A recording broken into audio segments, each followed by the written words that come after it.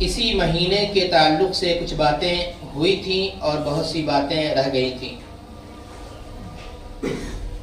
قبل اس کے کہ اگلی بات کی طرف چلوں، گزشتہ ہفتہ کی تلخیص پیش کر دیا جائے تاکہ آگے کی باتیں بآسانی سمجھ میں آ سکے۔ جیسا کہ بتلایا گیا تھا کہ یہ وہ مہینہ ہے جسے ہم اور آپ یعنی ہماری شریعت حرمت والا مہینہ قرار دیا ہے، اور حرمت والا مہینہ صرف یہی ایک رجب نہیں بلکہ اس کے علاوہ اور بھی 3 ہیں جو کہ حدیث سے بتلایا گیا، السنۃ 12 شہرا، کہ 12 مہینوں میں سے 4 مہینے حرمت والے ہیں، 3 متوالیات، جس میں سے 3 مہینے متواتر ہیں، لگاتار ہیں، جو کہ ذوالقعدہ، ذوالحجہ اور محرم ہے، اور درمیان میں یہ رجب ہے۔ یہ حرمت والا جو مہینہ ہے اس کی تفصیل گزر چکی ہے، لیکن صرف یہ ہمیں بتلانا ہے کہ آخر اس حرمت والے مہینے میں ہماری کیا ذمہ داری بنتی ہے۔ تو آیت کریمہ میں ہے فَلَا تَظْلِمُوا أَنفُسَكُمْ، کہ تم اپنے نفسوں پر ظلم نہ کرو۔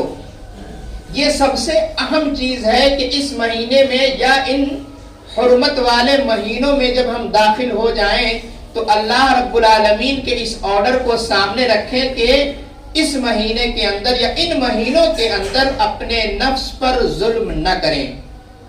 گزشتہ جمعہ کو یاد ہوگا کہ ظلم کی 3 قسموں کو بیان کیا گیا تھا۔ ایک ظلم جو کہ شرک ہے اور سب سے بڑا ظلم ہے، ان الشرک لظلم عظیم، اور دوسرا ظلم وہ ہے جو شریعت کی پاسداری نہ کرے، اس کی مخالفت کرے، وہ بھی ظلم ہے، اور تیسرا جو عام زبان میں استعمال ہوتا ہے، کسی کو مارنا، کسی کو گالی دینا، کسی کو برا بھلا کہہ دینا، وہ بھی ظلم ہے۔ تو یہ کچھ ایسے ظلم ہیں جو ہمیں معلوم ہو جاتا ہے، معلوم کر لیتے ہیں کہ یہ واقعی ظلم ہے، چلو یہ حرمت والا مہینہ چل رہا ہے، ہمیں معلوم ہے کہ ظلم نہیں کرنا چاہیے، اس لیے شرک سے دور رہیں گے، خرافات سے دور رہیں گے۔ ہم اگر جان لیے ہیں کہ یہ حرمت والا مہینہ ہے تو اتنا اہتمام کر سکتے ہیں کہ چلو اللہ رب العالمین کی نافرمانی سے باز آ جاتے ہیں، یا پھر اگر جان لیے کہ یہ حرمت والا مہینہ ہے تو اتنا کرنے کے لیے تیار ہوں گے کہ چلو کسی کو ہم گالی نہیں دیں گے، کسی سے بد کلامی نہیں کریں گے، یا کسی کو تکلیف نہیں دیں گے۔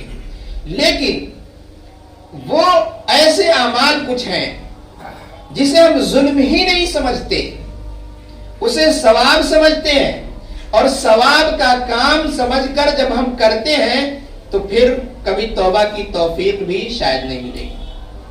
اور انہی ایسی عبادتوں یا ایسے کام کو ہم دیکھتے ہیں جس میں سے چند کا ذکر ہوا تھا، جیسے خود ساختہ بنایا ہوا روزہ کس طرح رکھا جا رہا، 1 روزہ یا 2 3 4 15 روزے میں کتنی فضیلتیں بیان کی گئی گزشتہ ہفتے۔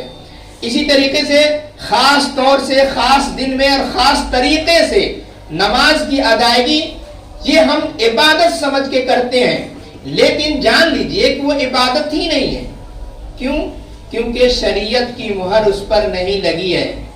شریعت نے ہمیں کسوٹی دیا ہے، ترازو دیا ہے کہ ہم اپنی بات کو اس کسوٹی پر رکھیں، ہم اپنے عمل کو اس کسوٹی پر رکھیں، اس ترازو پر رکھیں، اور اس کے بعد جا کر ہم معلوم کریں کہ یہ عمل ہمارے کرنے کے لائق ہے یا نہیں ہے۔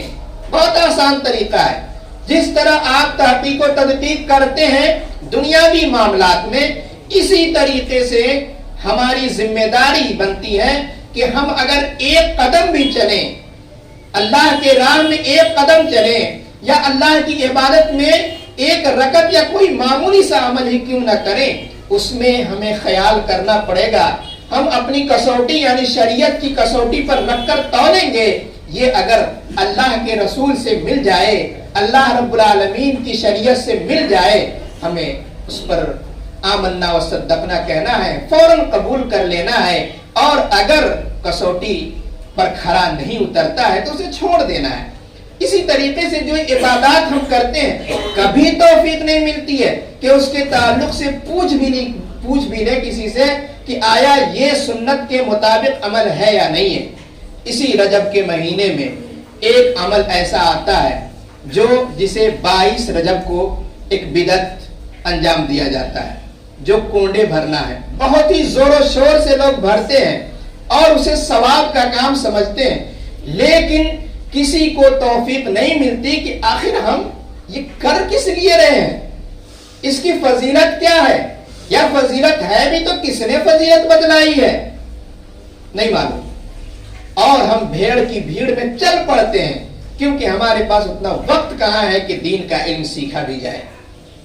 اس کے بارے میں کہانی بنائی گئی ہے اور اسی کہانی پر عمل کر رہے ہیں۔ چونکہ ہمیں تحقیق نہیں کرنی ہے، یہ 1400 سال 1300 سال بعد ایک کہانی بنائی گئی، وہ یہ کہ امام جعفر صادق، جن کی وفات سن 148 ہجری میں ہے، ہجرت کے 148 سال کے بعد ان کی وفات ہوتی ہے، امام جعفر صادق رحمہ اللہ۔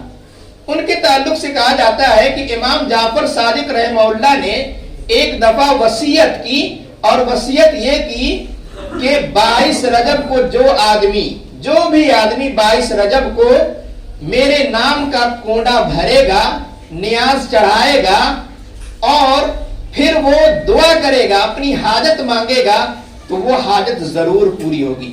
اگر پوری نہیں ہوئی، دیکھیے دعویٰ کیا ہے، اگر پوری نہیں ہوئی تو آخرت میں میرا گریبان پکڑ لینا۔ یہ اصل کہانی ہے۔ اس کے بعد کئی واقعات ہیں جس کی تفسیر کا وقت نہیں ہے۔ بہرحال اسی واقعے کو لے کر لوگ سمجھتے ہیں کہ ہم اس پر عمل کر رہے ہوں، لیکن آپ اس کو دیکھیے کہ کیا امام جعفر رحمہ اللہ جیسے آدمی اس طرح کی وصیت کر سکتے ہیں؟ غیر اللہ کے نام سے نیاز کرنا، نظر و نیاز کرنا، یا کونڈے چڑھانا یا کونڈے بھرنا، یہ سب شرک ہے۔ جو اللہ رب العالمین کے لیے نیاز کرنا ہے، کسی کو کھلانا ہے تو اللہ کے نام پہ کھلانا ہو سکتا ہے، کسی غیر اللہ کے نام پر نہیں۔ اور اتنے بڑے امام اس طرح کی بات پہلی بات کر ہی نہیں سکتے۔ تو ہم تلاش کرتے ہیں کہ آخر یہ آیا کہاں سے؟ تو آیا کہیں سے نہیں، یہ شیعوں کے یہاں سے آیا ہے۔ شیعوں کے یہاں سے اس لیے آیا ہے کہ حقیقت دیکھیں تو امام جعفر کی نہ تو پیدائش اس تاریخ میں ہے، نہ کوئی خاص واقعہ ان سے منسلک اس تاریخ سے ہے، اور نہ ہی وفات ہے۔ لیکن شیعوں نے کیا کیا، اس تاریخ میں امیر معاویہ رضی اللہ تعالی عنہ کی وفات ہے۔ 22 رجب کو امیر معاویہ رضی اللہ تعالیٰ عنہ کی وفات ہے، اور اس دشمنی میں خوشی کے طور پر پہلے یہ لوگ کونڈے بھرا کرتے تھے اور نیاز کرتے تھے اور خوشی منایا کرتے تھے۔ لیکن ان کی چال تھی کہ اس کو سنیوں میں کیسے داخل کیا جائے، لہذا ایک کہانی بنا کر اور وصیت بنا کر سنیوں میں داخل کر دیا، اور سنیوں کی کیا مجال کہ ہم تحقیق بھی کر لیں کہ آخر یہ بات آئی کہاں سے اور یہ عمل آیا کہاں سے ہے۔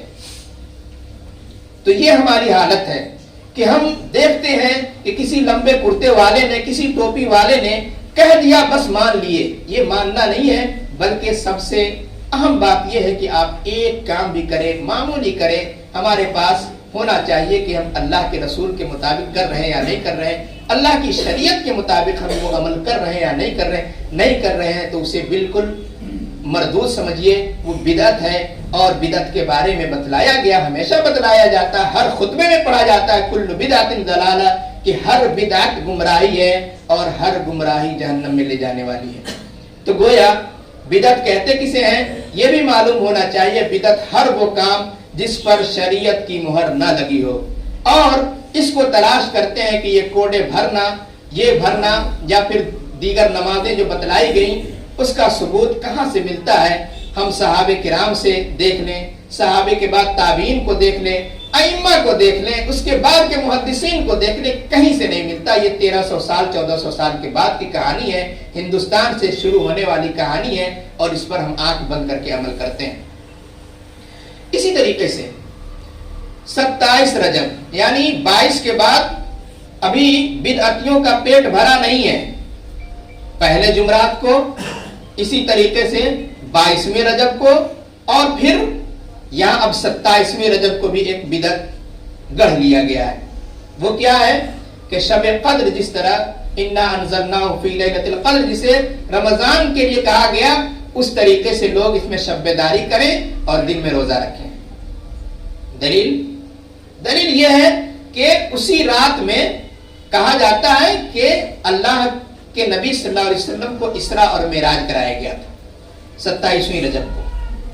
لیکن اس کی تاریخی حیثیت اگر دیکھا جائے تو ایک قول ضرور ملتا ہے کہ 27ویں تاریخ رجب کی 27ویں تاریخ، لیکن وہ مرجوح قول ہے.